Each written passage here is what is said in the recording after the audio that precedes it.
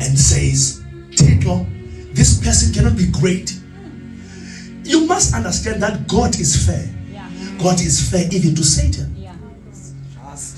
God is just. He's just to Satan in as much as he loves you. But you need a good lawyer, sir. Hey. You need a good advocate. Woo. If your case is very serious, I advise that you don't take newly attorneys Newly who are still admitted. juggling, fiddling, and trying to get some facts on board. You need the likes of Ndugai Tobi, Come the likes of on. Advocate Skakane, Senior Counsel, the likes of, I'm not sure about Talimbofu, but he used to win the cases. Hallelujah. So you understand what I'm saying? Lento idithetha iserious kakhulu enzoyithetha apha. Ngoba ibamba abantu abaninzi sebekholwa, ibamba abantu abaninzi sebesecaweni. Ukubona ingathi awuthi uphakame. Kanti ikhona enqikwayo ngawe. Every time when your season has come, kukhona evukayo. Umangala ukuthi kuthena abanye begqobhoza mna ningagqobhozi. Kanti zikhona unresolved issues.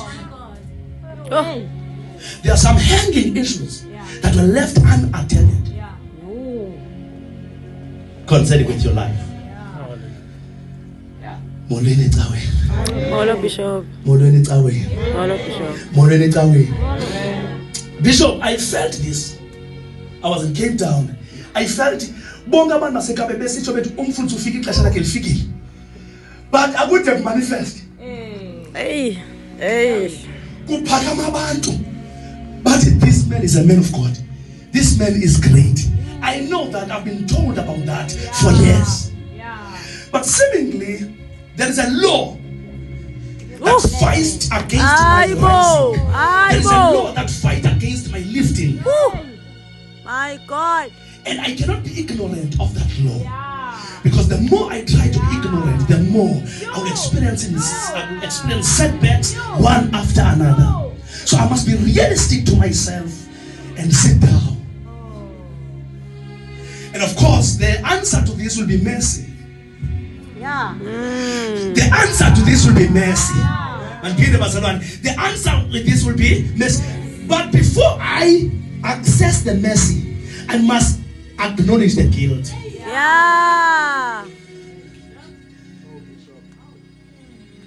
Hallelujah. Amen. Before I become the beneficiary of the mercy, I must then acknowledge the gift. May I speak as an advocate? I am not. It's a disclaimer. Hallelujah. But can I speak as I'm not? But let me speak. Let me speak freely. So there are things that you do not know about your life. There are things that you do not know about your family. There are things that you don't know about your background. Powerful, where you are, there are no new devils in your family, even in your life. What you are going through in your family, someone went through the same thing. The good example of this story is what is happening in Abraham's life. Abraham, that family,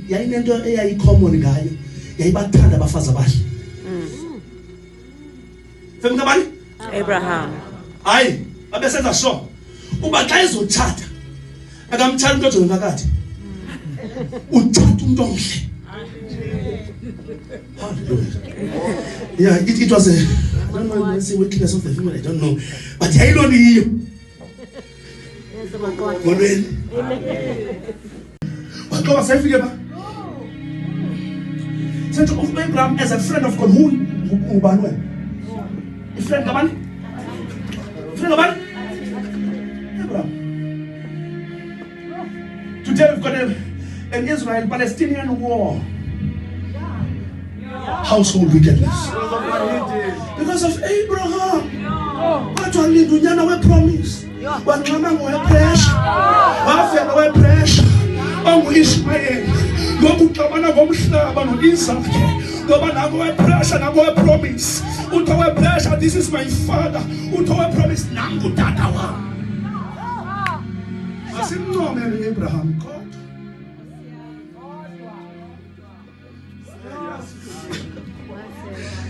God, where we are now.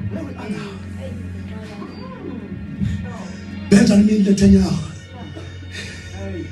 is standing strong. Say Gaza. Palestine. Standing strong. To say we too. This is our father's land.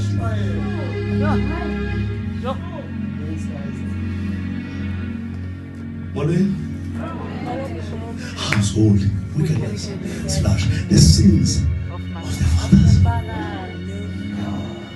Ndivumeleni bazana bam, ndinzule. David amajoni ayemumfazweni. David udiniwe. Ngale mini kuyimfazweni. Yaye imfazwe ibisithoka amadoda mawaphume. Kushiyeka abafazi nabantwana ezindlini. Kuyabonakala ubana isama ngeli xesha isithethe saphaya sasixa amadoda esemfazweni mabahlambe abafazi bahlambe ngaphandle bazenze yonke into ngaphandle akho madoda kanti ukhona uDavid akayanga emfazweni wajonga ngewindow umka Uriya wabona yelo sisi it is hip by hip. Is that right? In the hips zakhe uthi mongameli yedla mongameli yamtsala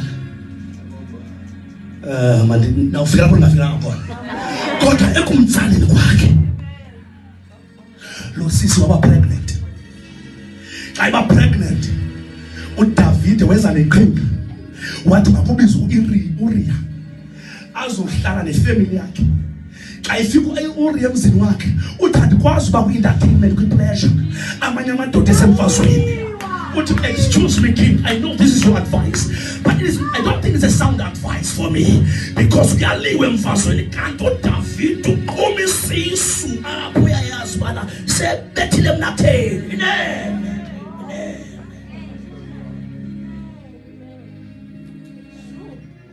Slobo zami ndivumele ndithethe.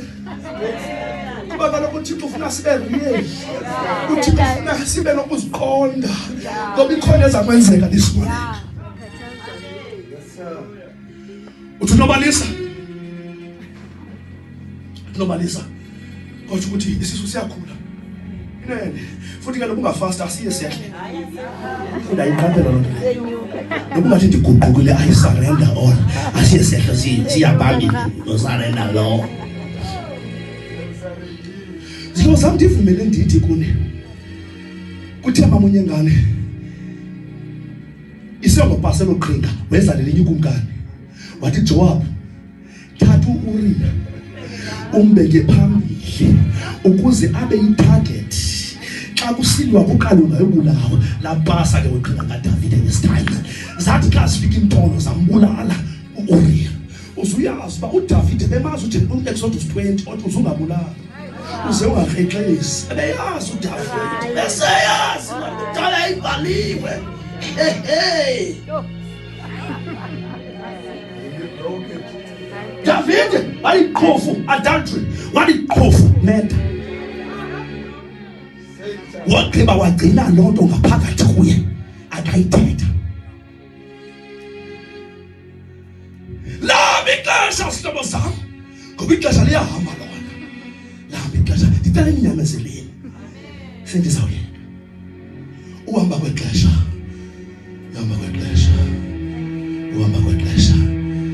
wavela umprofeti edathu uThixo makakufihla pha chaza ezebandla angazidedeza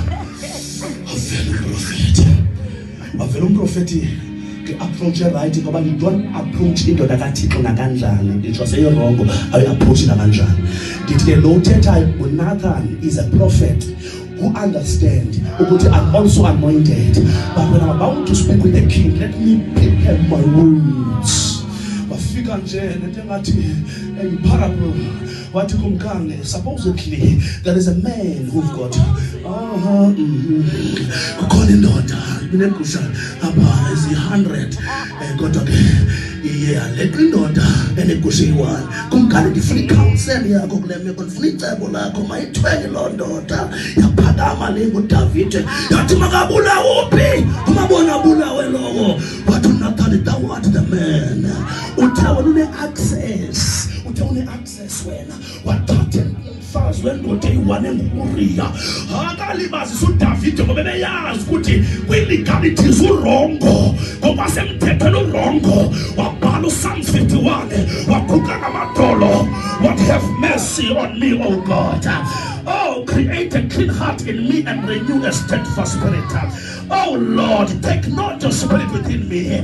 I pray, cast me not away from your presence. I will taste the transgressors not to sin against you. Have mercy on me. David knew ukuthi mercy yasebenza. Kayijoge kuye. Ebeka yasebenza kayijoge kwabanye beyathunana. Yethunana hayi. Yethunana kunabantu abamapha eqawula ekhomsa yiwani. Kakone umuntu oyiwani. Bathi ungabona bulawe lowo. Kakuyingulwe ke ngoku. Bafuna imeze njani nalento.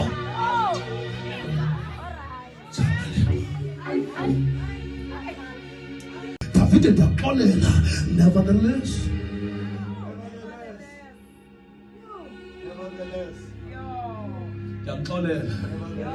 I forgive you. Nevertheless, abantu abaninzi ke bayayivalela ndithethayo kwa uthi uyaxolela kodwa ukona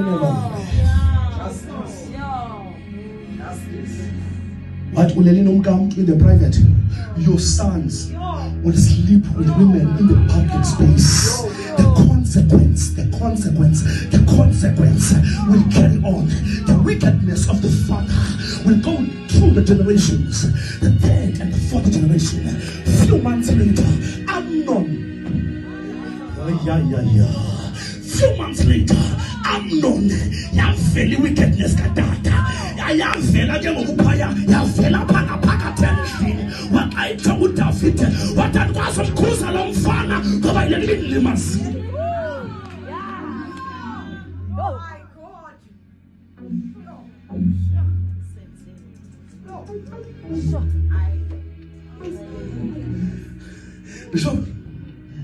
Bishop, utola sisi, why the virgin? Yazikhulisa le ingwenya le. Ithi ingwenya le. Uzibajonga obrata abazikhulisa. Ngwenya kazo. Uzijonga ingwenya. Isizikhulisa. Amen. Uyagula. Kaundenzela ukuthi. Afika lo sisi with an innocence of mind to help brother. She was innocent. Of course, with zero wisdom. By the way, with zero? Century yayibona xa seyisiya kwenye indawo with zero wisdom. Yayibona. So dramatic uyibonile. Kaba igoma ngo hallelujah. Bonile lokho. Molweni ncameni. Tatufundiswa. Kuthiwa kulapho ngoba silence of the father was too loud. Was? Kulapho unyana kaDavid uAbsalom. Owathiwa nguyisigaba elimandi. Absalom, which means the father of peace. Unyana wami uba ngutata woxolo kwelikhaya. Wathi kumzoxolo. Waba ngumzothaba. What let me intervene? The bitterness ka-Absalom iqale ethi uyise athule. Ubrother wakhe rape usister wakhe. Yaqala phaya i-offense ka-Absalom. Akabhilive uyise, akabhilive nalo kingdom. Molweni, itsela itshela bazasenzani yena ngoku. Xa sithena basethile, siyemaphethelweni siyaphi? Emaphethelweni. Wakhangela. Wangena u-Absalom wabona i-kingdom kayise iliqilima. Nobutata khe nempazamo, kodwa i-kingdom idibene. Nobutata khe namaphutha, kodwa i-kingdom idibene. Ngoba sethile uThixo after i-repentance kaDavid wathi I found a man after my heart. Ndiyibonile indoda esemva kwenhliziyo yami. Wayibona idibene. wakhangela, ithi wakhangela, ithi wakhangela. The counsel of David, a man who was very close to David, a man who was saving David but who was bitter against David. Kunabantu abaseva yaba close to kuthi kodwa babhitter kuthi.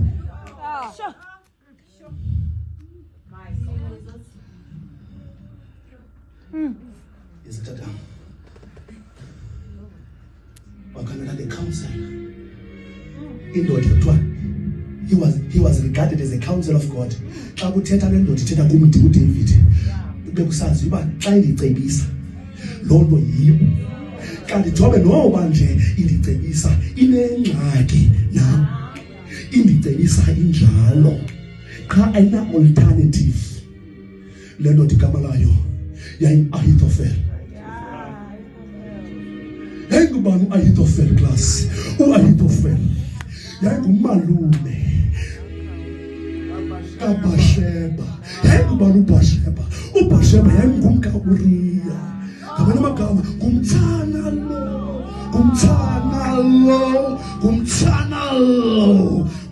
uBasheba, ngumtshana walona. Wayiva lona kodwa wathi andizuyithetha, izawundigqiba ngaphakathi, ndizamseva kona. Wangena uAbsalom, ndiyashumayela.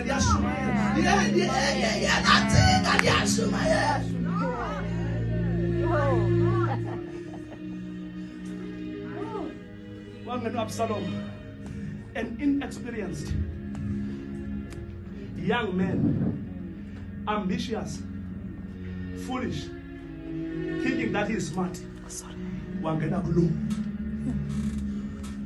Well, let's divide the kingdom of Udad.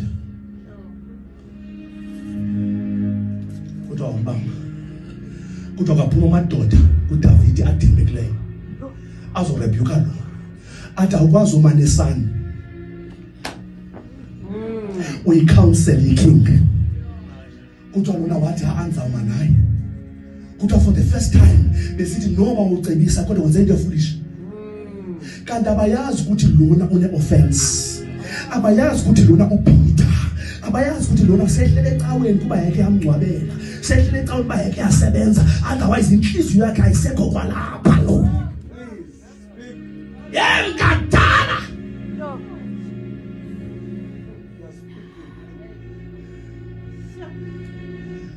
Ntobazama, udivide the kingdom of David. Tonight bazama uThixo asukuba embabane. Masenlas uThixo asukuba embabane. Kanti bazalwane bami, lo Basheba ano jobe eyowakhulelwa lamntana uye wathi uThixo kuDavid, wala mntana akazuphila. Wangena kwifasting kuDavid esithi Thixo banenceba kuye akaphila naye umntana. But the second son, I did that mess. it but the second son. But the second son. Can you say but the second son? It but the second son. His name was Solomon. Ngunyana kaBasheba. Wathi uThixo naku umuntu ozondakhela indlu. Naku umuntu ozondakhela indlu. Naku umuntu ozondakhela indlu. Kuthi uSolomon, wathi uDavid ayibona ukufa through the windows. Wathi wena nyana wami uzumazi uThixo kayihlala. Uzumkhonza uthembeke kuye. Ukuthe wamshiya yena okushiya ixhego liyalonyana lithi ewe nguzo kwakhindlu kaThixo. Kodwa you must know, my God. Abatana noba singabanika iziyakhina nike workshop ezingakana nababantu ubaba ungazi uThixo wethu is a waste of time. Noba singabaqeqesha kanti bafaka workshop one after another, if abamazi uThixo wethu is a waste of time. You must know the God of your father. You must know the God of this man. You must know, Mama, just you must know the God of your father. Mara uThixo wakhe. Solomon wayakhe ithembile edurayo enhle ebukhazikhazi. Uthe xa igqibo yakhe sekukuhle ndiyavala. Zavela izono zikaDavid.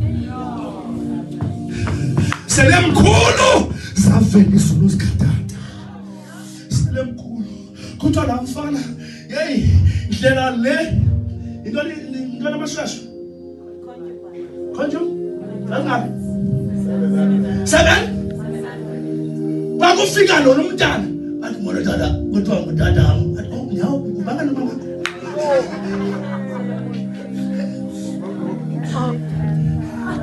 ngongombi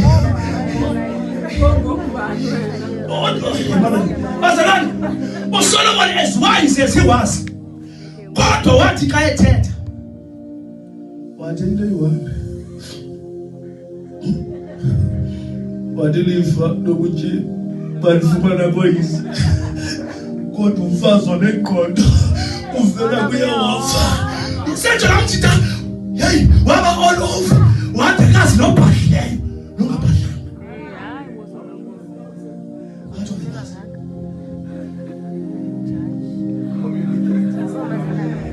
and his legacy it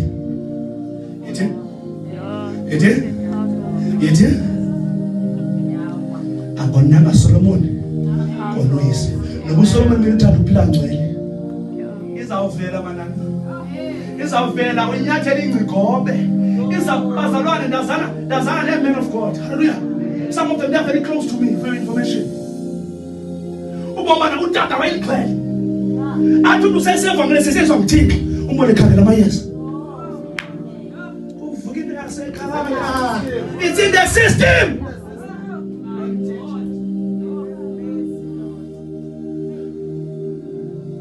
Asa bababi kingdom uAsa kaSirael iminyaka yakhe background yamagqirha njengogula egulela zenyawo akayanga kuThixo abaSirayeli for healing waya Nkosi yami yavuka uyasekhaya ndithela ke man of God yemnake hayi you know what those hlobo samuthi uGideon xa izophakama wathi uThixo uzophamisa wona qala uyochitha isibingelo sikayihlo ambochitha phaka wenu destroy your father's altars ngoba uzawusa uprofethi uphezulu ikuthoba i-altar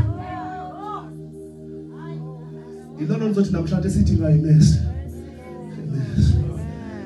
akhona inhle kwi-altar yabafika njengoba ndilapha nje akhona inhle nami ngibona ngathi ndiyaqama nje i-grace kodwa I'm not far from my brothers I'm not far from my sisters unkulu wami ka-81 ingayidala unkulu wami